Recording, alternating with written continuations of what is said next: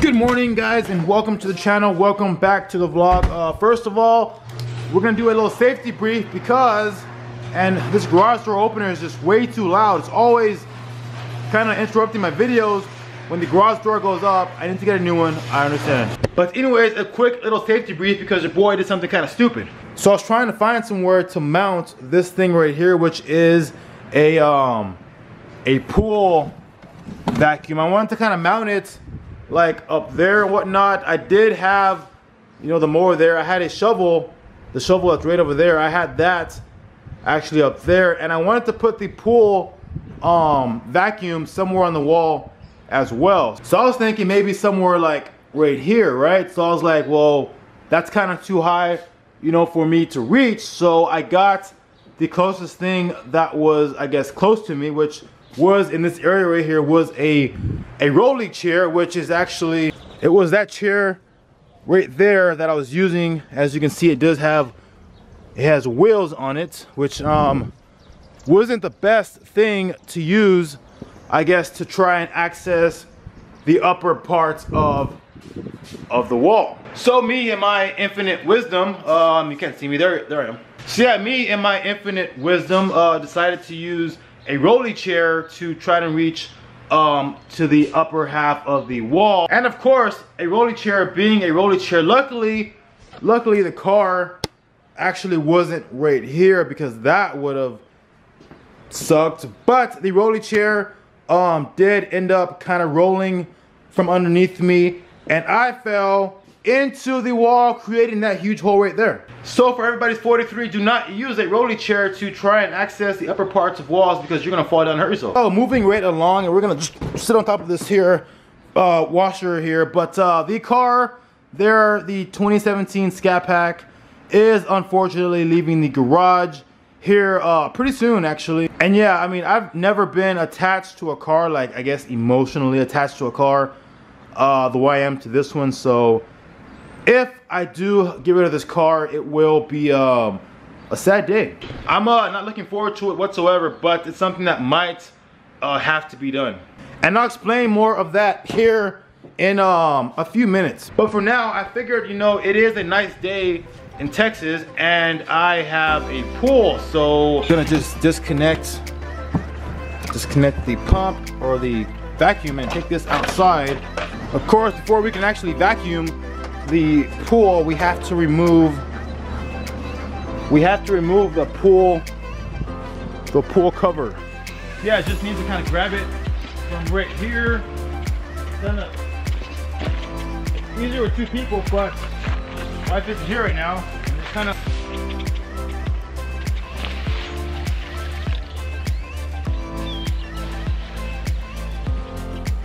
then, as you can see, the pool for the most part is pretty clean. There is a couple of, I guess, some crap on the bottom. I'm not sure if you can see it, but there's some stuff, you know, pretty much down there that needs to be vacuumed. But yeah, for the most part, the pool is pretty clean. It's just, you know, the floor gets that residue on the bottom, which kind of sucks, but nothing a vacuum can't fix. Yeah, gonna use this here vacuum and pretty much just go in there and get all that crap from the bottom of the pool. This thing works pretty good, surprisingly. I don't know how it works, but it does. It takes a little while though sometimes, but other than that, it does get the job done. All right, so as you can see, that is much better. It's pretty clean all the way through. In fact, most of the crap on the bottom of the pool was sand, so I'm not sure if maybe I need to backwash my sand filter because it's throwing sand into the pool, but I'm assuming it has to be that because I don't know how else sand would get into the pool and there's no sand around here. I mean, there's just sand in there. So pretty much the water goes from in the pool, any kind of like leaves and whatnot gets sucked into the skimmer, which gets stuck in this little net right here. And from there it goes down into the secondary skimmer for whatever this skimmer didn't catch. From there they pumps the water into the sand filter, which then filters whatever else is left in the water, which then goes over into this right here, which is a chlorinator, that turns the salt that I put into the pool, about 50 pounds of salt in the pool, that turns the salt into chlorine, which then passes through there, and then it goes back into the pool. And that's the reason why my water stays so clean.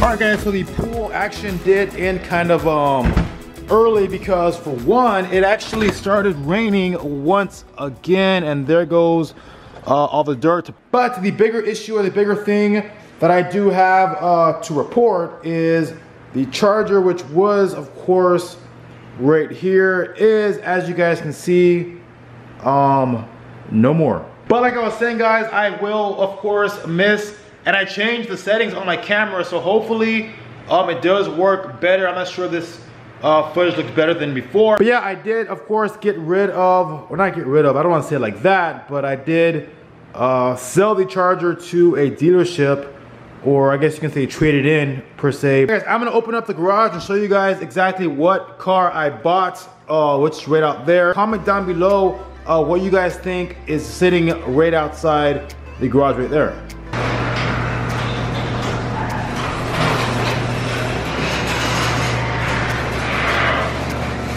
So yeah guys, I did stick with Dodge. In fact, kind of a fun fact is that this is not a Dodge Ram, it's more of a, it's actually now a Ram 1500. Dodge did delete the word Dodge from their trucks, and now their trucks are called Ram. They're like their own little separate, I guess, entity in FCA. And Dodge is actually reserved for the cars, like the Charger and the Challenger and whatnot. So interesting. But anyways, of course, you know, I am from Texas, so we must, and I point to the flag because of course Texas is technically, you know, the US, and the rest of you guys are just kind of there. Joking, kinda. But yeah, I did of course stick with the Lone Star Edition truck, also the Silver Edition. So I do have the chromed out grille here. It did come with the chrome mirrors, which are now extremely dirty because bugs. Came with the silver trim here, the silver door handles, and of course the 20-inch rims.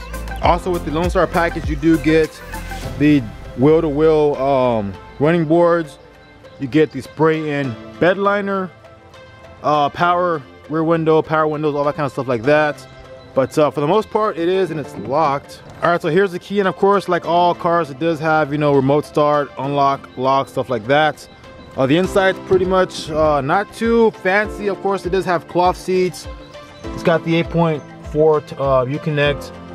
I have to get used to this. This is definitely something different. I have to get used to that. Of course, it is four-wheel drive and whatnot, but basically nothing in here too fancy. Pretty much just a basic Ram truck, which is of course what I want. We have 268 miles on the odometer. But some of you guys remember that orange truck I had. I used to have an orange Silverado, and that truck was nice, but it was kind of too nice. In fact, I didn't want to use it as a truck because it was so nice. And this one has, you know, some nice features and whatnot, but it's not overboard. It is a basic truck for the most part, which will keep me and my OCD from wanting to keep it clean all the time, because it is, you know, just a regular truck. Like I said, of course, we have the Lone Star package. It is four-wheel drive. I do like how Dodge incorporates these exhaust tips in their truck. I think that's pretty cool. I think Chevy and Ford should do that as well. I'm not sure they do, but I think the Raptor might have it. But other than that, it does also have backup sensors for the wife. That way she doesn't back into, you know, the tree or my patrol car. But yeah, pretty much a basic truck. I do like it. And the reason why I traded the Charger, the Scat Pack in, and I point over there because that's where the car again was. But the reason why I pointed, or I traded my Scat Pack for this, is because of all of this stuff. Now, when I bought the Scat Pack, I kind of was hoping that, you know, maybe I would just get like an old truck and whatnot and keep the Scat Pack and have a truck, like an older model truck, just to have, you know, as a truck. And I was gonna do that, but the Scat Pack was a lot of money that was just sitting in the garage and not being used. And it didn't make, you know, financial sense to have a vehicle just sit in the garage not being used, and then also have a truck that was being used. It just didn't make any sense. So I might as well just sell the Scat Pack, you know, while it was still worth a lot of money, and buy a nice truck and just have, you know, the truck. Now here in the garage is a bunch of stuff that needs to be, you know, moved, and without that there was just no way I can do it. For instance, all of these boxes here for the most part need to go to the dump. They've been here for way too long, but they won't fit in the wife's car, so, and of course they didn't fit in the Charger, so they sat here forever. But that needs to go to the dump. This stuff here needs to go to my storage unit. All of this stuff right here, the washer and dryer storage unit, the rucksack storage unit. These mattresses are going to the dump. All that's going to the storage unit. That's going to the storage unit. So yeah, you guys can see pretty much, I mean, without a truck, I kind of screwed myself by doing that. I will never again trade in a truck for a car and not have a truck. That's not smart at all. However, unfortunately, it is not all rainbows and butterflies, because when I bought the truck, it did have one major, not major, but one kind of big issue. Now this issue is not, you know, the truck itself. The truck is perfect, but in the detailed process, when you buy a new truck, they do what's called a make ready pretty much, and they kind of wash the truck and detail it and whatnot. But in the process of doing that, it was windy that day, and as the detailer was washing the car, it unfortunately, the wind caught the door and it banged the door into, I believe, a wall or something, and it did cause a little bit of damage, and the damage is actually right, I'm not sure if you can see it because the truck's kind of dirty right now, but it's actually right there. It's like this crease in the door right there. As you can see over here, it's not like that. You can probably see it. I'm not sure the camera picking it up or not, but it's right there. But yeah, luckily for me, the guys over at Nissan Chevrolet are pretty good guys. They did tell me when it first happened, they walked me over, showed it to me, said, you know, this is what happened to the truck. You know, do you want a different truck and whatnot? But of course I like this one, so they are going to fix that damage for me today. In fact, I need to take the truck over to their body shop to get that fixed, and we're gonna do that pretty much right now. All right, switching over to the GoPro, and hopefully the quality doesn't drop that much, considering that I'm now using the GoPro. I love being able to actually step up into my vehicle now instead of having to like squat down to get into the Charger. That's one thing about the Camaro that I didn't like, and I like about the Tahoe that I have now, is that I don't have to actually squat down. I'm a tall guy and it kind of sucks squatting down. But this it does have a normal key instead of the proximity key where you can push a button and whatnot. So I guess that's more, you know, more truck.